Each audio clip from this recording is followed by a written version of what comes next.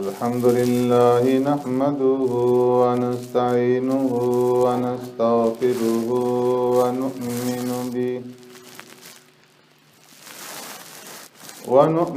به ونتوكل عليه ونعوذ بالله من شرور أنفسنا ومن سيئات أعمالنا من يهدي الله فلا مضل له ومن يضلله فلا هادي له ونشهد أن لا إله إلا الله وحده لا شريك له ونشهد أن سيدنا ونبينا ومولانا محمدا عبده ورسوله أرسله الله إلى كافة للناس بشيرا ونذيرا وداعيا إلى الله بإذنه وسراجا منيرا أما بعد فقد قال الله تبارك وتعالى في القرآن المجيد والفرقان الحميد فأعوذ بالله من الشيطان الرجيم بسم الله الرحمن الرحيم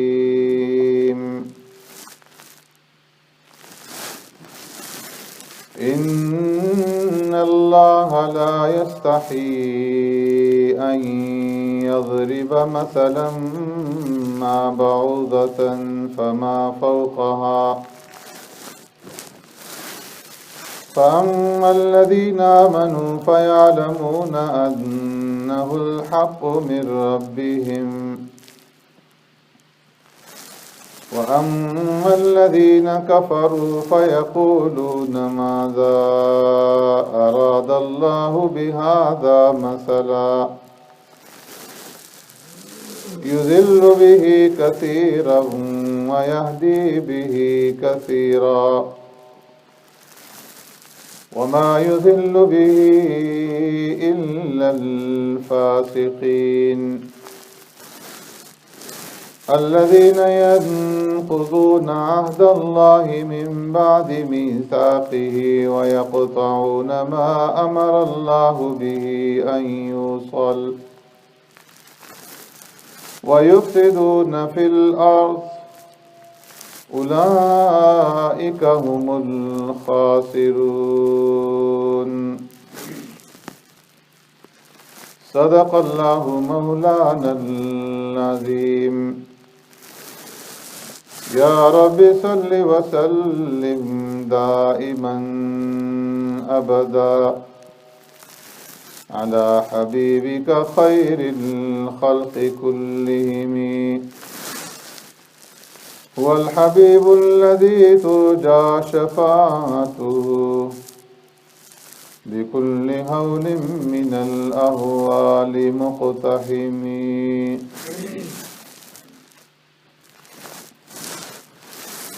إن الله لا يستحيي أن يضرب مثلا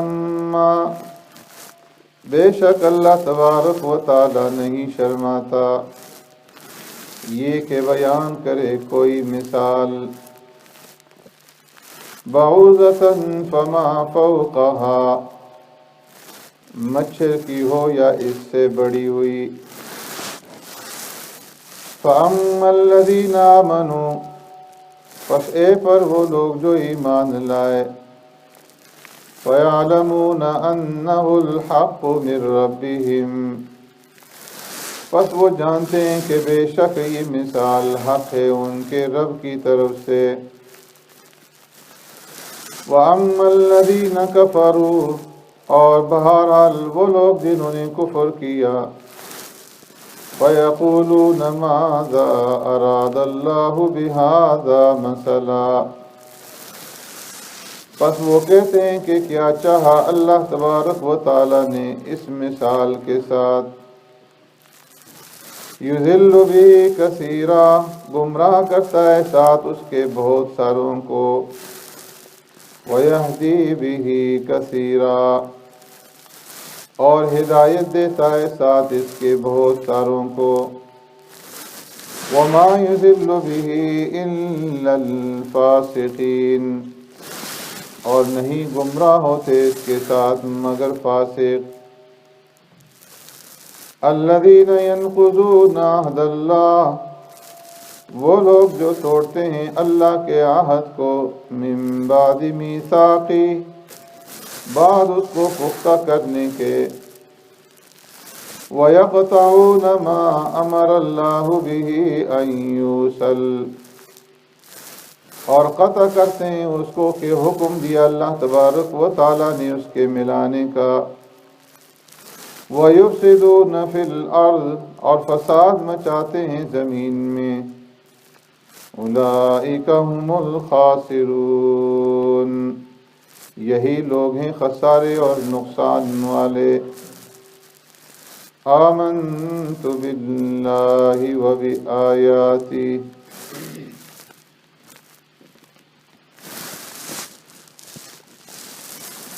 میرے محترم دوستو، بزرگوں، بھائیو،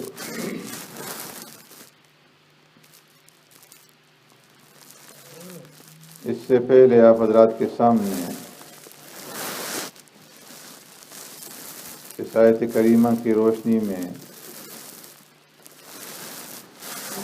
دو باتیں عرض کر دی گئی ہیں، ایک تو حیا کے بارے میں اور دوسری مثال کے بارے میں، کہ اللہ رب العزت نے جب قرآن کریم کے اندر مکھی اور مکڑی اور مچھر کی مثال بیان فرمائی تو اس کے اوپر لوگوں نے اعتراض کیا کہ اگر یہ اللہ کا کلام ہوتا تو اس میں ایسی حقیر اور ذلیل چیزوں کی مثال بیان نہ کی جاتی، اس لیے کہ بڑے آدمی اپنے کلام میں حقیر چیزوں کی مثال اور اس کا ذکر نہیں کیا کرتے۔ تو اس کے جواب میں اللہ رب العزت نے ارشاد فرمایا کہ اللہ کو اس سے کوئی شرم نہیں آتی کہ وہ کوئی بھی مثال بیان فرمائیں، چاہے وہ مچھر کی ہو یا اس سے بڑھ کر کے مچھر سے جسامت میں کسی بڑی چیز کی مثال ہو، یا اس سے حقیر مچھر سے بھی زیادہ کسی حقیر چیز کی جسامت میں اس سے کم تر درجہ چیز کی مثال کو بیان کریں، اور پھر مثال کا بیان کرنے کا جو مقصد تھا وہ بھی آپ حضرات کے سامنے میں نے ذکر کر دیا تھا کہ مثال اس لیے بیان کی جاتی ہے کہ اس کے ذریعے سے جو بات سمجھائی جاتی ہے وہ آسانی کے ساتھ سمجھ میں آ جاتی، اور خود اللہ رب العزت نے قرآن کریم کے اندر بے شمار مثالیں بیان فرمائیں، اور پھر اس کی وجہ بھی خود ہی اللہ نے ذکر کر دی، وَتِلْكَ الْأَمْثَالُ نَضْرِبُهَا لِلنَّاسِ لَعَلَّهُمْ يَتَفَكَّرُونَ، کہ یہ مثالیں ہم اس لیے بیان کرتے ہیں لوگوں کے لیے تاکہ لوگ ان کے اندر غور کریں، فکر کریں، اور اس کے ذریعے سے ہماری بیان کردہ بات کو سمجھیں۔ اب فرمایا کہ اس مثال کے بیان کرنے کے بعد لوگوں کے اوپر جو اثرات مرتب ہوتے ہیں وہ دو طرح کے ہیں۔ فَأَمَّا الَّذِينَ آمَنُوا فَيَعْلَمُونَ أَنَّهُ الْحَقُّ مِنْ رَبِّهِمْ۔ فرمایا اس مثال کے بعد کچھ لوگ تو ایسے ہیں کہ ان کا ایمان اور زیادہ بڑھ جاتا ہے اور ان کی ہدایت کے اندر اضافہ ہو جاتا ہے، اور کچھ لوگ ایسے ہیں کہ جن کی ضلالت اور جن کی گمراہی کے اندر اضافہ ہو جاتا ہے۔ اس مثال کے ذریعے سے اہل حق اور اہل باطل کا امتیاز کرنا، فرق کرنا مقصود ہے کہ اہل ہدایت اور اہل ضلالت جو ہیں ان دونوں کے درمیان میں فرق ظاہر ہو جائے کہ کون حق پر ہے اور کون باطل پر ہے، کون ہدایت پر ہے اور کون گمراہی کے اوپر ہے۔ تو فرمایا کہ جو اہل ایمان ہیں فَيَعْلَمُونَ أَنَّهُ الْحَقُّ مِنْ رَبِّهِمْ، ایمان والے جب اللہ کی بیان کردہ کوئی بھی مثال سنتے ہیں، چاہے وہ بڑی سی بڑی کسی چیز کی مثال ہو یا چھوٹی سی چھوٹی حقیر سے حقیر کسی چیز کی مثال ہو، تو اس مثال کو سننے کے بعد وہ یہ کہتے ہیں کہ انہ الحق من ربہم، کہ یہ مثال ہمارے رب کی طرف سے حق اور سچ ہے، کہ اللہ نے یہ جو مثال بیان کی ہے یہ کسی حکمت کے بغیر نہیں ہے۔ اس مثال کے اندر کوئی نہ کوئی اللہ کی حکمت پوشیدہ ہے، اور اس وجہ سے یہ مثال حق ہے، وہ اس کے اوپر ایمان لے آتے ہیں، اس مثال کو جھٹلاتے نہیں۔ لیکن اہل ایمان کے مقابلے میں وَأَمَّا الَّذِينَ كَفَرُوا، جو لوگ کافر ہیں، انکار کرنے والے ہیں، فَيَقُولُونَ مَاذَا أَرَادَ اللَّهُ بِهَذَا مَثَلًا، وہ اللہ کی بیان کی ہوئی اس مثال کے اوپر اعتراض کرتے ہیں، اور اعتراض میں یہ کہتے ہیں کہ اللہ نے یہ مثال کیوں بیان کی، اللہ کا مقصد کیا ہے، اللہ اس مثال سے کیا چاہتے ہیں۔ اگر اللہ نے مثال دینی ہی تھی تو کسی بڑی چیز کی مثال دیتے، کسی عزیز چیز کی، کسی عظیم چیز کی مثال پیش کرتے۔ تو مکھی اور مچھر کی مثال دینا یہ تو اللہ کی شایان شان نہیں ہے، تو اللہ اس مثال سے کیا چاہتے ہیں؟ تو اس طریقے سے وہ اللہ کی دی ہوئی اس مثال کے اوپر اعتراض کرنے کے بعد فرمایا وہ کفر کے اندر اور ضلالت کے اندر، گمراہی کے اندر اور زیادہ بڑھ جاتا ہے۔ فرمایا یضل بہ کثیرا ویہدی بہ کثیرا، مثال دینے سے اللہ رب العزت جو چاہتے ہیں وہ یہ کہ بہت سارے لوگوں کو گمراہ کر دیں۔ جو لوگ اللہ کی دی ہوئی مثالوں کے اوپر اعتراض کریں، اس کے اندر غور و فکر نہ کریں اور اس کے اوپر ایمان نہ لائیں، تو یہ ان کی گمراہی اور ان کی ضلالت میں بڑھنے کا سبب بن جاتی ہے۔ وَيَهْدِي بِهِ كَثِيرًا، اور یہی مثال بہت سارے لوگوں کی ہدایت کا سبب بن جاتی ہے کہ جو اہل ایمان ہیں وہ اس مثال کے اندر غور و فکر کرتے ہیں، تدبر کرتے ہیں، اور غور و فکر کرنے کے بعد ان کا اللہ رب العزت کے اوپر ایمان اور زیادہ بڑھ جاتا ہے۔ تو اسی فرمایا کہ یہ مثال بیان کرنا یہ مقصد سے خالی نہیں، بہت سارے لوگوں کی ہدایت کا سبب بنتی ہے جو اہل ایمان ہے، اور بہت سارے لوگوں کی گمراہی کا سبب بنتی۔ وَمَا يُضِلُّ بِهِ إِلَّا الْفَاسِقِينَ، اور فرمایا کہ اس مثال کے ذریعے سے جن لوگوں کی گمراہی اور جن لوگوں کی ضلالت بڑھتی ہے وہ فاسق لوگ۔ فاسق کسے کہتے ہیں؟ فاسق کہتے ہیں خروج کرنے والے کو، کہ جو لوگ اللہ کی اطاعت سے نکل جائیں، اللہ کی اطاعت سے خارج ہو جائیں، اسے فاسق کہا جاتا ہے۔ اور فسق جو ہے یہ دو طرح کا ہے، ایک تو اس طرح بھی فرمایا کہ فاسق ہوگا کہ بالکل انکار کر دے جس طرح کہ کافر ہے، اور ایک ہے بالکل انکار نہ کرے لیکن معصیت کرے، گناہ کا ارتکاب کرے، اس کو بھی فاسق کہا جاتا ہے۔ قرآن میں جو فاسق کا لفظ ہے زیادہ تر کفار کے بارے میں آیا، لیکن فقہا کی اصطلاح میں فاسق کہتے ہیں اس مسلمان کو کہ جو کلمہ تو پڑھتا ہے، جس کے دل کے اندر ایمان ہے، لیکن ایمان لانے کے بعد، کلمہ پڑھنے کے بعد وہ گناہ کبیرہ کا ارتکاب کرتا ہے، اور گناہ کرنے کے بعد پھر اس سے توبہ طائب نہیں ہوتا، اسے کہتے ہیں فاسق۔ اللہ کی احکامات کے اوپر یقین تو رکھتا ہے،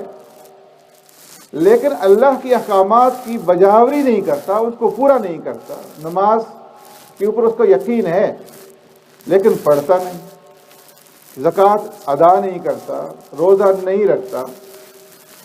تو فرمایا کہ یہ فاسق ہے، نافرمان ہے فقہا کی اصطلاح میں۔ اور فرمایا کہ جو آدمی گناہ کرے اور علل اعلان گناہ کرے، جرت کے ساتھ گناہ کرے، تو ایسا آدمی فاجر کہلاتا ہے۔ تو اللہ نے فرمایا کہ جن لوگوں کی گمراہی بڑھتی ہے وہ کون لوگ ہیں؟ الا الفاسقین، وہ لوگ ہیں کہ جو اللہ کی اطاعت سے نکلنے والے۔ اب یہ کون لوگ ہیں؟ آگے اللہ رب العزت ان کے اوصاف بیان فرما رہے ہیں کہ یہ وہ لوگ ہیں کہ جن کے اندر تین طرح کی وصف پائے جاتے ہیں۔ الذین ینقضون عہد اللہ من بعد میثاقہ، فاسقین کا پہلا وصف یہ ہے کہ یہ لوگ اللہ کے عہد کو توڑتے ہیں بعد اس عہد کو مضبوط کرنے کے۔ اللہ سے عہد کیا تھا کہ اے اللہ ہم یہ تیری توحید کے اوپر ایمان رکھیں گے اور تیری توحید کے اوپر ایمان لائیں گے، تیری عبادت کریں گے اور تیرے ساتھ کسی کو شریک نہیں کریں گے، تیری اطاعت کریں گے اور تیری نافرمانی نہیں کریں گے، تیرے احکامات کی بجاوری کریں گے اور اس کی حکم عدولی نہیں کریں گے۔ لیکن اللہ سے عہد کرنے کے بعد اب یہ لوگ اس عہد کو توڑ دیتے ہیں، یہ لوگ فاسق۔ اب اس عہد کو توڑنے سے کون سا عہد مراد ہے؟ فرمایا کہ ایک ہوتا ہے عہد، ایک ہوتا ہے میثاق۔ دونوں کے اندر فرق یہ ہے کہ عہد دو آدمیوں کے درمیان میں، جو دو فریق کے درمیان میں کیا جاتا ہے، کسی بات کے اوپر معاہدہ کر لینا، اور میثاق اس معاہدے کو کہتے ہیں کہ جس کے اندر قسم اٹھائی گئی ہو اور قسم کے ساتھ اس معاہدے کو پختہ کیا گیا، اسے میثاق کہتے ہیں۔ تو فرمایا کہ الذین ینقضون عہد اللہ، یہ فاسق وہ لوگ ہیں جو اللہ کے عہد کو توڑتے ہیں۔ کون سا عہد؟ کہ اللہ نے ہر ایک انسان کو عقل دی اور اس کو یہ سمجھ عطا فرمائی کہ وہ اپنے عقل کے اوپر زور ڈال کر کے اور عقل کے ذریعے سے اللہ کی وحدانیت کو پہچانے اور اللہ کی ذات کے اوپر ایمان لائے اور ان تمام صفات کو پورا کرے کہ جن کا ذکر اللہ نے سورہ بقرہ کے شروع میں فرمایا، الذین یؤمنون بالغیب ویقیمون الصلاۃ ومما رزقناہم ینفقون۔ ایمان بالغیب، نماز کا قائم کرنا، اللہ کے راستے کے اندر خرچ کرنا اور قرآن کے اوپر ایمان لانا، نبیوں کے اوپر ایمان لانا، گزشتہ کتابوں کے اوپر ایمان لانا۔ اور دوسرا فرمایا کہ عہد سے مراد یہ ہے کہ جو اللہ نے ہر ایک انسان سے عہد لیا تھا عالم الست کے اندر، اور ہر ایک انسان نے اللہ کی وحدانیت کا اقرار کیا تھا، اس اقرار کو توڑنا۔ اور اسی طرح فرمایا کہ اس عہد کو سے مراد اگر منافق ہیں تو پھر ان کا عہد توڑنا یہ ہے کہ وہ یہ کہتے ہیں کہ اذا لقوا الذین آمنوا قالوا آمنا، ایمان والوں سے ملتے ہیں تو کہتے ہیں ہم ایمان لے آئے، آمنا باللہ وبالیوم الآخر، ہم اللہ کی ذات کے اوپر ایمان رکھتے ہیں، آخرت کے دن کے اوپر یقین رکھتے ہیں، لیکن زبان سے تو اس بات کا اقرار کرتے ہیں کہ ہمارا اللہ پر ایمان ہے، آخرت پر ایمان ہے، لیکن دل سے اس کا اقرار نہیں کرتے۔ اور فرمائیں کہ اگر عہد سے مراد اہل کتاب کا عہد ہے، ینقضون عہد اللہ، تو اس سے مراد یہ ہوگی کہ اللہ نے اہل کتاب سے اس بات کا عہد لیا تھا کہ میں جب تمہیں کتاب دوں گا اور تمہارے پاس نبی آئیں گے، تم نے اس کتاب کے اوپر ایمان لانا ہے، نبیوں کے اوپر ایمان لانا ہے، اور میری دی ہوئی اس کتاب کے اندر جو میرے احکامات ہیں ان احکامات کو بیان کرنا ہے، ان کو چھپانا نہیں ہے، اور تمہاری ان کتابوں کے اندر جو میرا آخری رسول ہوگا اس کی علامات اور اس کی صفات بیان کی گئی ہیں، اور جب وہ رسول آئے اپنے وقت پر لَتُؤْمِنُنَّ بِهِ وَلَتَنْصُرُنَّ، تو تم نے اس رسول کے اوپر ایمان بھی لانا ہے اور اس رسول کی مدد بھی کرنی ہے۔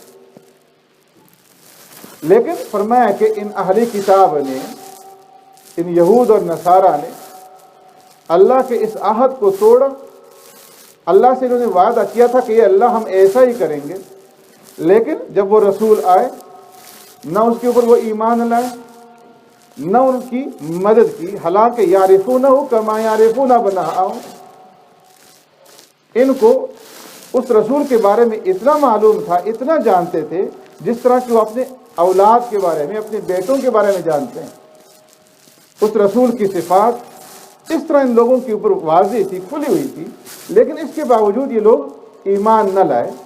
تو فرمایا کہ یہ سارے کے سارے لوگ کس کے سامنے ہیں؟ جو میثاق کو، اللہ کے عہد کو توڑنے والے ہیں۔ سبحانک اللہم و بحمدک، نشہد ان لا الہ الا انت، نستغفرک۔